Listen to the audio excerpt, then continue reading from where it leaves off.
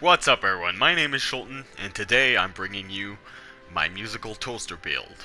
Now this is a hunting horn build that I just recently worked on, and I've been testing it a lot, and it's been a blast. This is quickly turning into one of my favorite weapons in the game, especially when playing with friends because of what you can bring to the table with your buffs from your songs.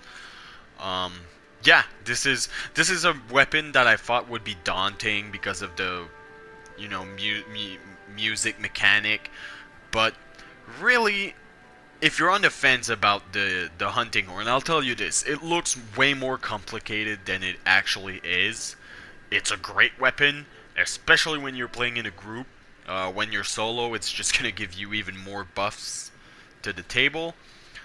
So what we're gonna do here, I'll show you guys the gear I'm wearing, my decorations, what I've augmented.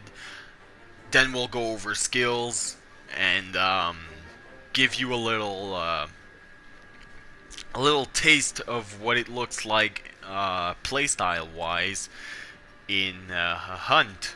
So without further ado, we're gonna go speak to the Smitty because I just find it a little easier looking at skills from there.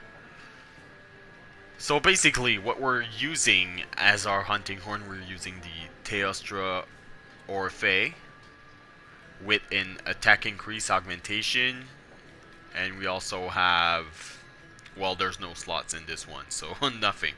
Attack charm level 3, health booster, rocksteady mantle. Rocksteady mantle is really great if you're a hunting horn user.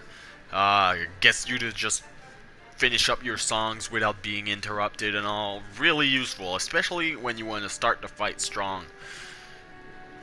After that, we have the Kaiser Crown, Alpha, Kashala Sista Beta, Kaiser Vambraces Alpha, Kaiser Coil Beta, and Death Stench Heal Beta. So now if we go into our decorations here, I have one attack jewel, one drain, one tenderizer, and two more drains here. Now stamina drain is mostly for normal monsters. So since I don't feel like stamina drain really works on tempered elder dragons, so what I do, well, on elder dragons as a whole pretty much. So what I usually do is if I'm fighting an elder dragon, I'll just swap out drain for 3 vitality boosts and just give myself a little more survivability. So now, if we go into our skills, so as a whole, what this gives us is, first of all, we get the Teostra technique, which is very important for this build because we do have white sharpness, but it's not a whole lot, so this is going to help us keep our white sharpness for longer. Prevents your weapon from losing sharpness during critical hits, which works in tandem with Weakness Exploit level 3. Attacks that hit weak spots have 50% increased affinity, so we have 5% crit here. Then we go into Attack Boost level 4, which gives us attack plus 12 plus affinity plus 5%, so we have 55% affinity. And then Latent Power temporarily increases affinity and reduces stamina depletion when certain conditions are met. While active, increases affinity by 20% and reduces stamina depletion by 10%. So while it's active, we're going to get 75%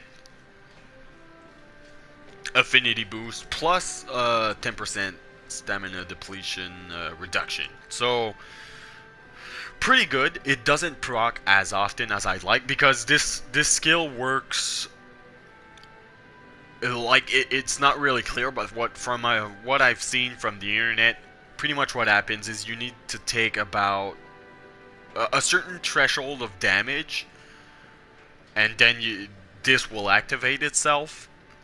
Or you need to be fighting the same monster for over 5 minutes. But the problem is it only stays for like 90 seconds. So it's not the greatest thing in the world, but when it procs, it's very useful, and this skill comes from my helmet. Now really the real reason why this is here is just to get the Teostra technique, because this is gonna keep us into our white sharpness for really long. I mean, even without latent power, that would bring us to 75%. 55% is still a good number. So pretty much what we've done with 50% affinity, you've pretty much doubled your time with white sharpness. And as all you'll be able to see, I can keep my white sharpness pretty long. So reason why we have white sharpness is because we have handicraft level 4, which is weapon sharpness plus 40, which is well enough. I could bring it to level 5, but I feel like level 4 is enough for what I need. Then we have stamina teeth, which gives us exhaust power plus 30%. From a video that I saw from Gaijing Hunter, apparently Hunting Horn excels at stamina drain. So whenever I'm fighting a normal monster, like, you know, Anjanaths and all those guys, you know, Basil Goose, I'll usually use this, but if I'm fighting Nergigante or Teostra, I feel like Stamina Teeth isn't really that great, so I usually switch it for a health boost. So, just to give myself a little more survivability, like I said earlier. And then we have Blast Attack level 2, because we are using a Blast Hunting Horn. So, increases the rate of blast buildup by 10%. And gives us a bonus of 10. So this is pretty much it. Again, you could bring it to level 3, but I feel like level 2 is way enough. We're already at 440. And what's really great about this, can I see my songs? Yeah, I mean, I gotta show you guys the songs, right? So if we go over here,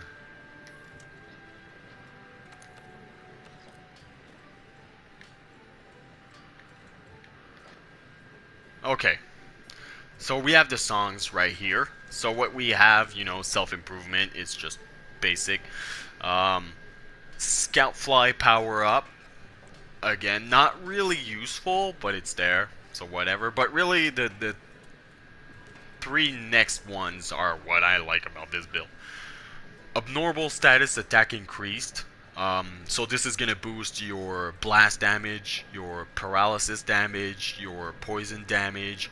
So you're just going to be proccing ailments like crazy on monsters. So this is great for yourself solo for your blast, but it's also great in a group to bring even more you know, status effects on the monster. After that, we have all ailments negated. This is retardedly good. Pretty much, you can't be stunned, you can't be paralyzed, you can't be poisoned. It's crazy. If you're able to keep this up at all times, you're just you don't have to worry. Like if you're fighting Val Azak, for an example, you know, as Effluvia. If you bring this Hunting Horn to the party, nobody needs to build for Effluvia or anything, because you're just going to be negating it. It's just not going to work. So it's, again, crazy good. And then we have Divine Protection, which pretty much gives everyone Divine Blessing. So, again, you know, if you have friends who like to build with Divine Blessing on it, you can just tell them that you got it, you'll give it to everyone. So, you know, just gives you a little more defense to your team. So really, an overall really, I mean, the Hunting Horn itself, the songs are really the reason why I went with it. And then I just went for, you know, a little more damage on my part, because I do like being able to support my team with my buffs. But come on, this is Monster Hunter, you want to do some damage. And I feel like this is pretty much one of the better combinations for overall, you know, damage. With this particular Hunting Horn. You know, with another Hunting Horn, you might want to bring something else. Like, I know the Basil Goose hunting horn has great white sharpness, so you probably wouldn't need the Terostra technique skills. So, yeah, just gonna show you guys the build in action, and hope you guys enjoy.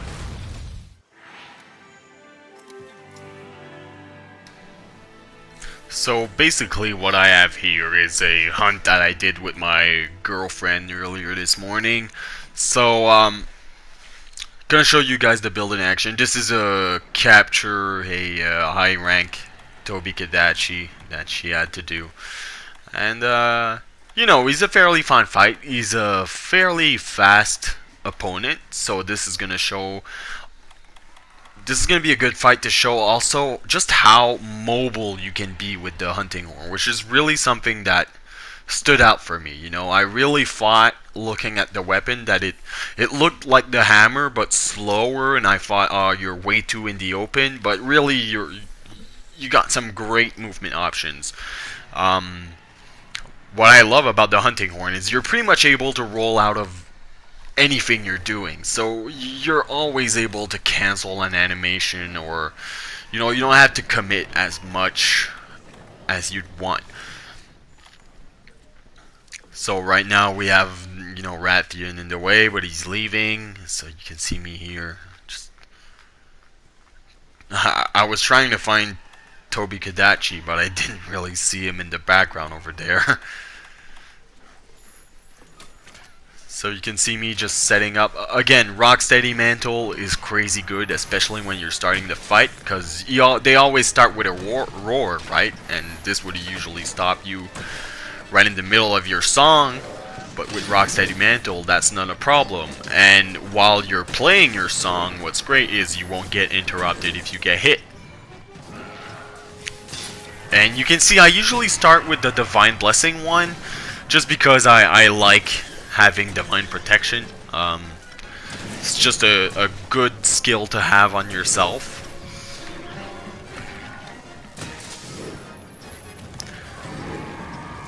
And here we have the all ailments removed. And again, don't forget to play the Encore. It's just going to make everything last longer, and gives you a few more hits in your combo if you're actually hitting the monster. And don't forget Dong Pods. Those are pretty essential in late game.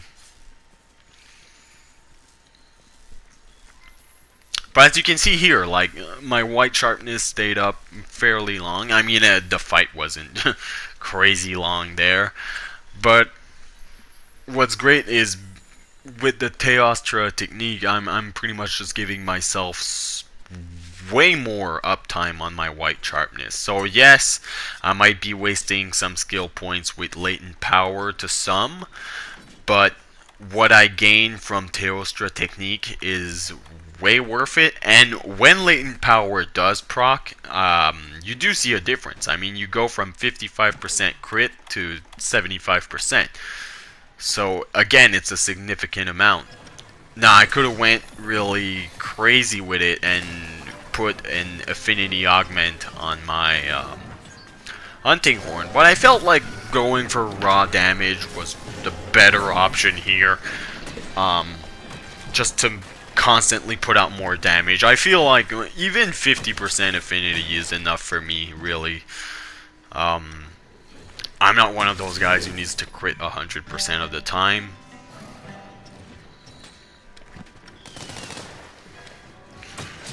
You can see me playing my songs there. And really, I just love the flow. And here you can see me, I'm standing in this poison and it's just not proccing because of my third song, you know, all ailments negated. It's crazy good, guys. It's really, if you bring this to the table in a Valhazak fight, or any of those kinds of fight, really, it's people are gonna love you. You're gonna be the greatest support ever. You can't be stunned, which is great. You can't be paralyzed. So again, if you're going for Kirin, for example, this is again another great hunting horn to use against him. For you and your party. This is gonna save a lot of deaths because Kirin does have a bad habit of knocking you out and then shooting lightning on you while you're knocked out. So he pretty much two-shots you. And with this, pretty much you're just giving yourself more chances, and pretty much giving yourself more DPS time, right? A bigger DPS window, basically. Because logically, if you're not knocked out, if you're not paralyzed, if you're not, you know, whatever, if you're not wasting time using items or to remove those elements, well, then you're attacking, logically. So again, you know, I know like the Basil Goose Hunting Horn gives you attack up L. Well, it goes up to XL, I think, if you do the Encore. Which is, again, it's great, but you can get attack up L from food, which is what I do. And, you know, yes, it's going to make sure that everyone in the party has optimal damage, but you know what? I just like to trust that people do bring good damage to the table in endgame on their own. So I'd rather help them on this perspective, right? And with, you know, the elements attack increase, we know you're gonna paralyze more often, you're gonna blast more often, you're gonna put to sleep more often. So again, more DPS uptime, if you think about it. So this is basically the mentality of this build, right? You're doing pretty good damage. I feel like my numbers are pretty good for a hunting horn. Again, I'm not super familiar with the weapon. I started playing it like literally yesterday. I was just looking at what I could build, and turns out I could build this hunting horn almost right off the bat. Like I was missing like some Fusium Hor for an earlier version. So I just went for that in Elder's Recess. I literally needed one, so I just went to Elder's Recess, got it, and here you go. And then farmed a little bit for Teostra Gem to, you know, augment my damage. But as you can see here, like with normal monsters, what's great is since you're so mobile, I feel pretty confident not bringing health boost. Whereas against Elder Dragons, I like health boost a lot. But against normal monsters, I prefer having stamina drain, because stamina drains, you know, you can see him right here. There, he's just winded, he's not doing anything. He's just standing there, getting his face bashed in. But again, I just don't see the effect working as well on Elder Dragons, so I tend to feel like it's not worth it against them. So against them, again, just stack 3 health boosts and you're pretty much good to go. So yeah, I mean, this is fairly fast. Again, that was a capture because that was the goal of the mission, but still, good time. And without using a lot of items, I barely use items, if you can see for yourself. I'm able to dodge a lot and just playing it safe and, you know, rock steady mantle, man. It's literally, ever since I've unlocked this mantle, it's been on me ever since. I just pray to God every night that they just don't nerf the shit out of it. So yeah, that was the build. Hope you enjoyed, and I'll see you guys in the next video. Thanks for watching.